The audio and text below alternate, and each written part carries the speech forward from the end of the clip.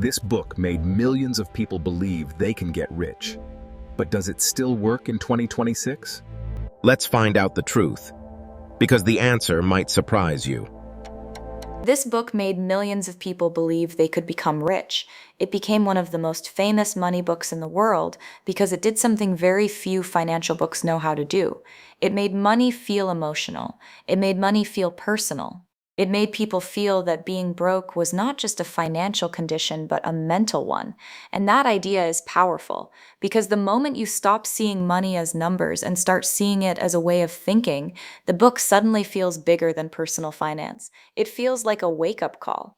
That is why so many people read it and immediately feel like something inside them has shifted. But here is the part that nobody likes to say out loud. Most people who read this book do not become rich. Most people do not escape the rat race. Most people do not suddenly build assets, create passive income, or transform their life. They finish the book, they feel inspired, they talk differently for a week, maybe two, and then life closes back in around them. Bills are still there, rent is still there, debt is still there. Their job is still there. Their fear is still there. And that is where this book becomes fascinating, because its influence is real, but its practical results for the average reader are often much weaker than its reputation suggests. If I had to describe this book honestly after sitting with it and thinking about it in the reality of 2026, I would say this. It is not a blueprint for becoming rich. It is a psychological trigger disguised as a money book. That does not make it useless. In fact, that may be the reason it became so popular, but it does mean people often expect the wrong thing from it. They expect a roadmap, when what they are actually getting is a worldview. They expect instructions, when what they are really getting is permission to question the life they are living. And those are not the same thing. A worldview can wake you up, but it cannot carry you. A mindset shift can move you emotionally, but it does not automatically create skill, strategy, capital, timing, risk tolerance, or judgment. And that gap between emotional awakening and practical execution is exactly where most readers get stuck. Let's start with the most controversial part, because it matters more than people pretend it does. The entire story is built around the contrast between the poor dad and the rich dad. That contrast is the engine of the book. It gives the book drama, tension, and moral clarity. But even the author's own official FAQ now describes Rich Dad as both a real individual and a composite figure, built from multiple mentors, which means readers are not dealing with a straightforward autobiography so much as a symbolic teaching device. That matters because people often treat the lessons like they came from a fully verified real-life case study, when in reality they may be receiving a narrative framework designed to make abstract ideas memorable. And to be fair, that framework works. It is one reason the book is so hard to forget. But memorable is not the same as complete, and symbolic is not the same as actionable. What the book does brilliantly is expose the emotional architecture of how ordinary people think about money. That is its true genius. It attacks the employee mindset, the salary mindset, the safety mindset. It forces the reader to confront a painful possibility. What if you were trained your whole life to be financially obedient instead of financially free? That question lands hard because it feels true. For a lot of people, school did prepare them to follow instructions better than to understand money, and once the book opens that door, a reader can never fully close it again. But then comes the harder part. If you are no longer satisfied with the normal path, what exactly are you supposed to do next? The book says build assets. Fine. What assets? Real estate? Business? Paper assets? In what market? With what cash? Under what legal structure? With what margin of error? And what happens if you start from zero, with no family money, no network, no mentors, and no room to make expensive mistakes? This is where the book suddenly becomes much thinner than its reputation. That weakness hits even harder in today's economy. In 2025, median weekly earnings for full-time wage and salary workers in the United States were 1,404, according to the Bureau of Labor Statistics. At the same time, household debt reached 18.8 trillion by the end of 2025, with credit card balances at 1.28 trillion and auto and student loan balances each around 1.66 trillions. So when a modern reader picks up this book and hears that they should stop working for money and start making money work for them, that advice collides with a very different reality than the one imagined in motivational language. A huge number of people are not standing on the edge of entrepreneurship. They are standing on the edge of exhaustion. They are not choosing between job income and asset income. They are choosing between bills. And that does not mean the message is false. It means the jump from insight to execution is much larger than the book emotionally suggests. The same thing happens with real estate, one of the book's most seductive fantasies. The idea of buying assets that pay you every month is incredibly compelling. But the real 2026 landscape is not a fantasy landscape. Even with housing affordability improving recently and mortgage rates easing from around 7% toward about 6%, the National Association of Realtors still frames affordability as a major issue and notes that rates remain central to whether millions of households can even qualify for a mortgage. In other words, yes, affordability has improved somewhat, but that does not magically turn the average reader into a cash flow investor. It means the environment is slightly less brutal than before, not that the average person can suddenly convert a mindset into an asset portfolio. That distinction matters because this is where the book can accidentally become dangerous. It can make people feel financially late, psychologically weak, or personally at fault for not moving faster, when in reality they may be dealing with structural limits the book barely acknowledges. And that is why I think the deepest truth about this book is not about money at all. It is about identity. The book works best when you read it not as a business manual, but as an attack on passive identity. It asks whether you see yourself as someone who waits for permission, someone who trades time for security, someone who wants life to be explained before it is risked. It tries to break the moral authority of the safe path. That is why readers either love it or resist it. The book is not just giving financial ideas, it is insulting a certain kind of psychological comfort. It is telling the reader that the life they were trained to want may be the very life keeping them trapped. That is emotionally explosive. But it also means the book is much better at destabilizing old beliefs than at building new competence. And this is where a lot of readers fall into a self-improvement illusion. They confuse clarity with progress. They read the book, feel a dramatic shift in consciousness, and assume they are already changing. But insight is not transformation. Insight is often just the beginning of discomfort. Real change requires skill. It requires repetition. It requires making decisions when you are afraid.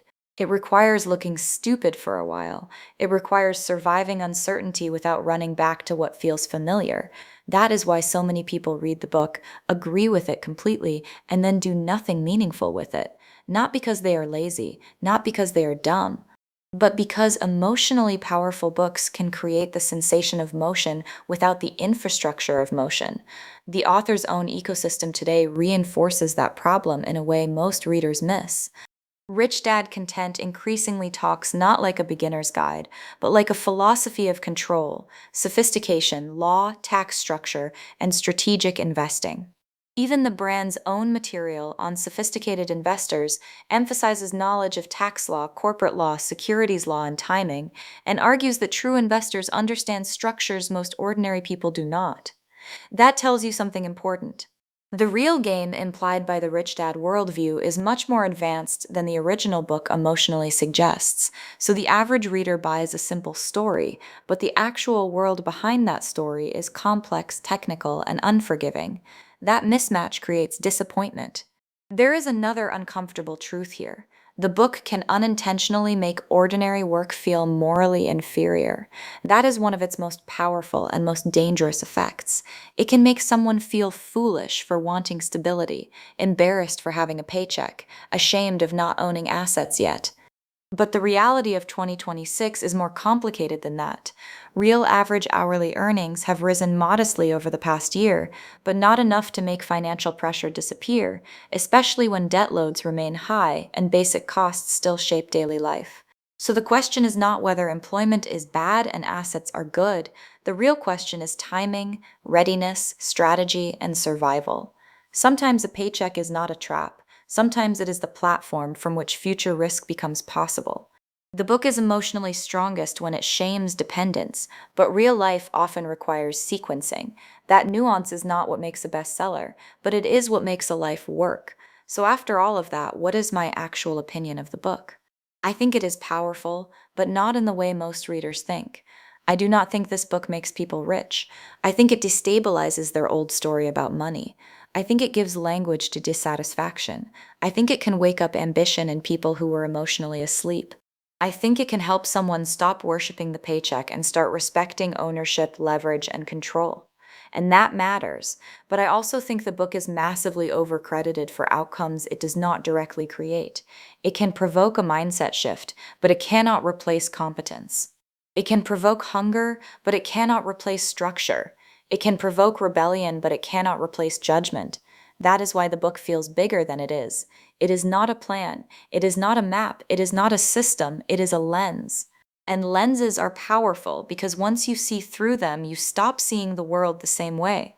But a lens cannot build a business. A lens cannot analyze a deal. A lens cannot protect you from bad debt, bad timing, bad partners, bad assumptions, or your own emotional blind spots.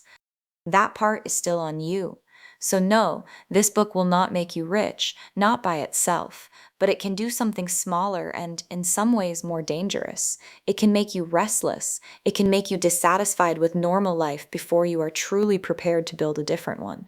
And if that restlessness pushes you into disciplined learning, strategic action, and long-term skill, then the book may have served you well. But if it only gives you financial ego without financial capacity, then it may leave you inspired, opinionated, and still broke. And that is the real divide most readers never see. What most people don't realize is that this book doesn't fail because the ideas are wrong. It fails because reality is harder than the idea, and that difference changes everything. When you read the book, everything feels simple, almost too simple. Buy assets, avoid liabilities, build cash flow, escape the rat race. It sounds clean, logical, even obvious, like you've just been missing one key idea your whole life. But real life is not clean. Real life is messy, unpredictable, expensive, and often unfair. And that's the part the book doesn't fully prepare you for. In reality, assets cost money, mistakes cost money, time costs money, and most people don't have extra money to play with. They are already operating at the edge, paying rent, paying bills, managing debt, trying to stay afloat. So when they read something like Make Money Work for You, it sounds powerful, but it collides with a completely different starting point. Because before money works for you, you need money, and that's where the gap begins. So what happens next is very predictable. People read the book, they feel inspired, they decide they are going to change their life. Maybe they start looking into investing, maybe they start thinking about business, but they don't actually understand the mechanics behind it. They understand the idea, but not the system. They see the outcome, but not the process, and that's dangerous because it creates overconfidence without capability. And this is where one of the biggest illusions appears, the illusion that knowledge equals power. But knowledge without execution is just entertainment. It feels productive, it feels like progress, but it doesn't move your life forward. And the uncomfortable truth is that most people are not stuck because they don't know what to do. They are stuck because they are not ready to do what it actually takes. Because what it takes is uncomfortable. It means taking risks without guarantees. It means making decisions when you're not sure you're right. It means dealing with uncertainty, stress, and sometimes failure, and most people avoid that, not because they are weak, but because their entire life has trained them to avoid it.